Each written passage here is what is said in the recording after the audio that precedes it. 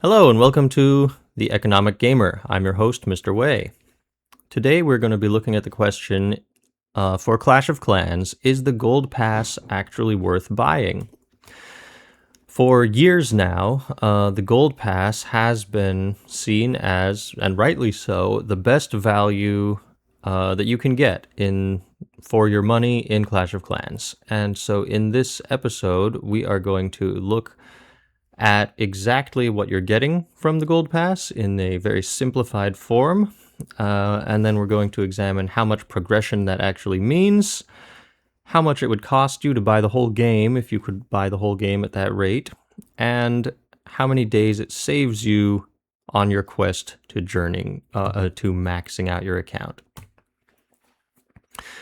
Okay, we're going to start with the builder. The first thing we're going to consider is the time reductions. So a minus 10% on builder time. The way that we calculate how much you're actually saving, therefore, is you take the amount of hours that your builders work in a day, which, assuming you have 6 builders and the maxed out apprentice, that gives you 152 hours of builder time per day. We divide that by the discounted rate, so you're at 90%, you divide 152 by 90%, and you get 169, which amounts to 17 extra hours of builder time every day. Follow that same formula for the minus 15% and the minus 20%, and you'll come out with 27 hours saved at the 15% and 38 hours of bonus builder time each day for the minus 20%. Now we can just add those up. We have 5 days at this rate, 3 days at this rate, and the rest of the days at this rate. You can see I'm assuming a 30-day month. So a short month, you get slightly less. A long month, you get slightly more. And that's going to give us 41.7 days of timer reduction for the whole month.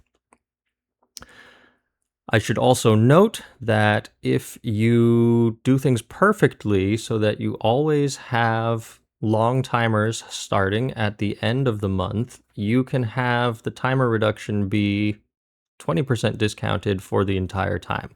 That is because you start it at a 20% discount at the end of 1 month, and by the time the builders are open again, it's already day 9 and you've already unlocked minus 20% again.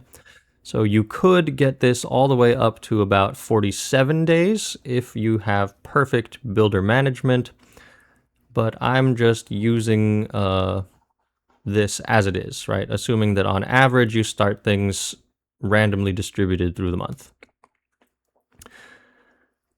Okay, you also get 1 book of building, which is worth usually not more than 13 days. There are only a couple of upgrades that are more than 13 days, so I'm not going to consider those as a reliable calculation. You also get 1 book of heroes. That's going to save you typically 8 days if you use it at the maximum potential.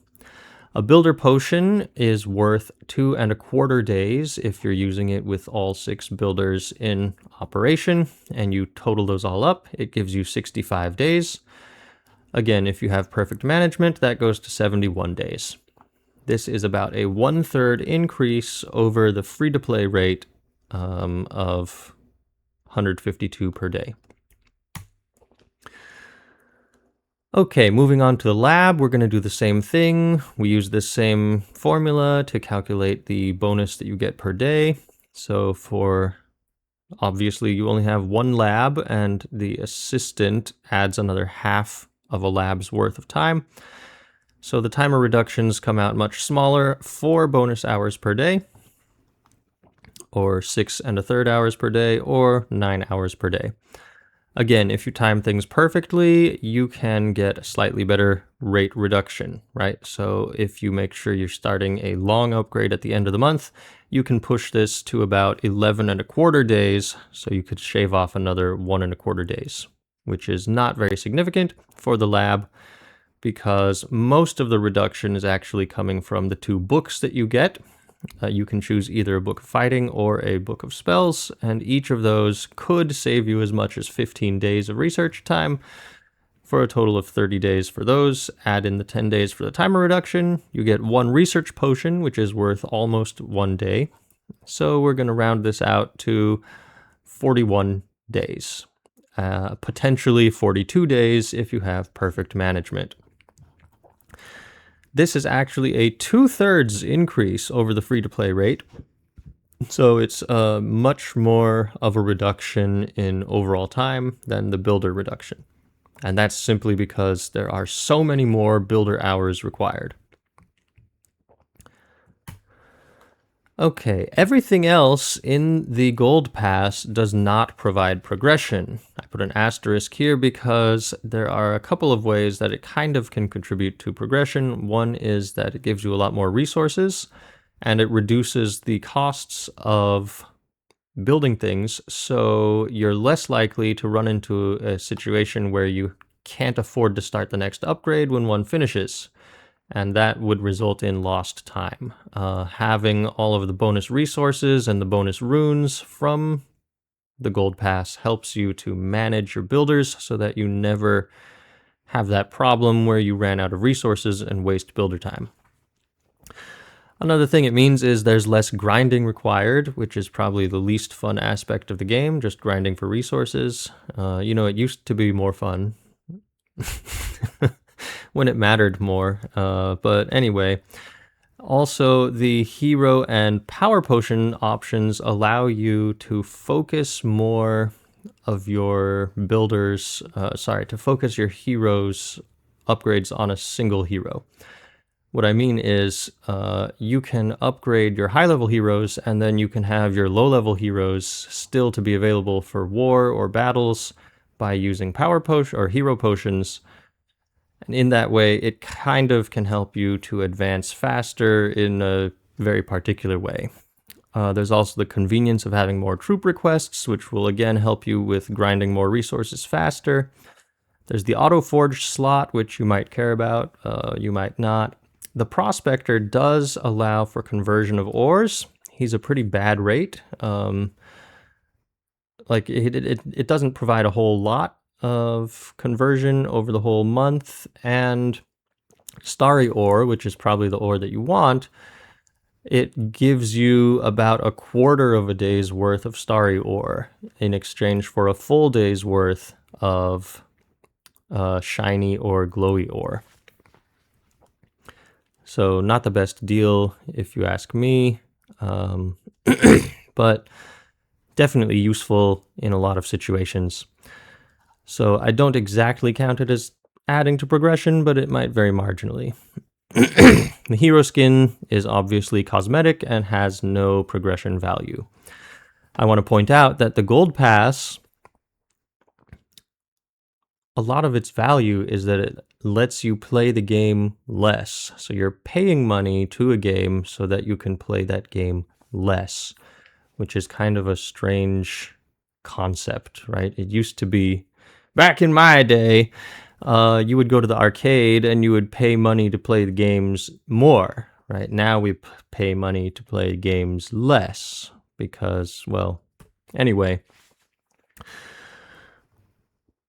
Okay, let's look at the progression value of the Gold Pass. Now, to understand completely what all of these mean, you're going to have to watch the other video where I describe in detail what all of these different categories mean. But I can give a quick rundown here. Simple unweighted is just counting all of the resources in the game equally, like counting a day's worth of ore is the same as a day's worth of builder base building, or the same as a day of the lab, or the same as a day of builder. And that has the problem of some of those things are worth more than others. But it gives a very clean mathematical approach to counting how much progression you're getting. The limiting factor calculation is very similar, except now we're putting in category weights. So for example, the lab is typically the limiting factor for a lot of players, and therefore it gets heavier weight than the builder base, for example, which is the least limiting factor, so that gets much less weight. Scarcity balancing, this is not actually counting unlocking the whole game. This is just counting unlocking the parts that are left over after you get to a maxed out shiny ore balance. That is, it takes about 655 days to get all the shiny ore that you need, and then you still have a lot of other stuff that you need to finish the game. So that would be the concept of this one is buying enough extra stuff so that you finish your lab, your hero equipment, your buildings, your builder base, and your pets all on the same day, and you don't waste any free-to-play progress.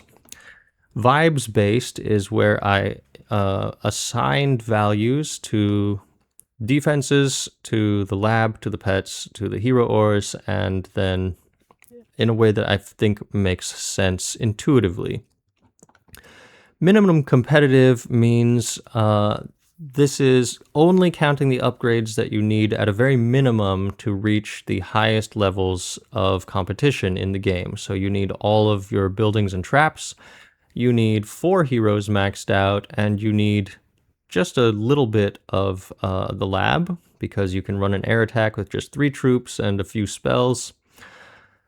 And 4 pets, right? And only 4 epics and 4 common equipment, and with that you can be competitive. So it's a much smaller total. Defenses only is kind of similar to this. Here we're just considering only the defensive buildings, the traps, well, all the buildings, the traps, and 4 heroes, and nothing else. So also it gets a lower total. Okay, so what percent of progress are you actually buying? Using these different methods of calculating, you can see it comes out to be somewhere between 0.5% and 2%. And if you were to buy the whole game at the rate that you get for the gold pass, this is how much it would cost you. Or in some cases, right, these are not all buying the full game, but they're buying the full objective that was described earlier.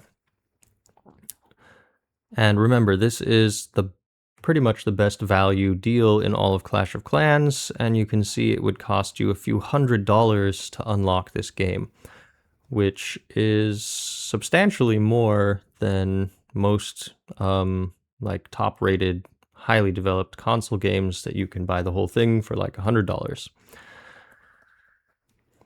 Okay, if we're looking at it in terms of time saved, it's worth 21 days in real time of lab and 10 days of building. So getting this gold pass will save you, you'll max out your account 10 days sooner in terms of buildings and 21 days sooner in terms of the lab.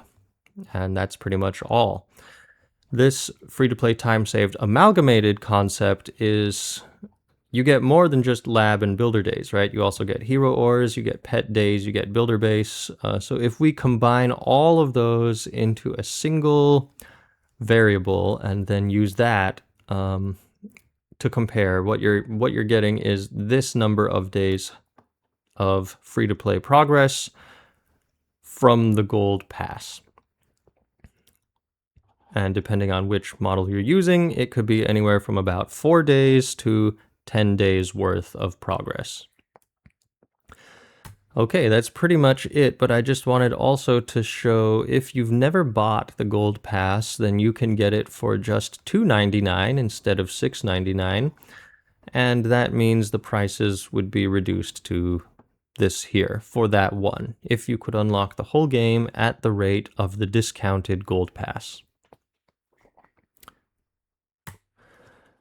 And that's all we've got for today. Thank you for watching. Please share this with your friends who may be considering or have already started purchasing but may want to reconsider the Gold Pass.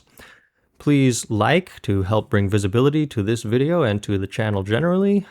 Comment so that I can hear what's important to you, if there are further questions you have about what I covered that I did not answer. And subscribe. That really helps me extensively, more than you probably imagine, in terms of encouragement to keep going and feeling like what I'm doing is actually worthwhile. Anyway, thank you for watching, and I hope to see you in some of my future videos.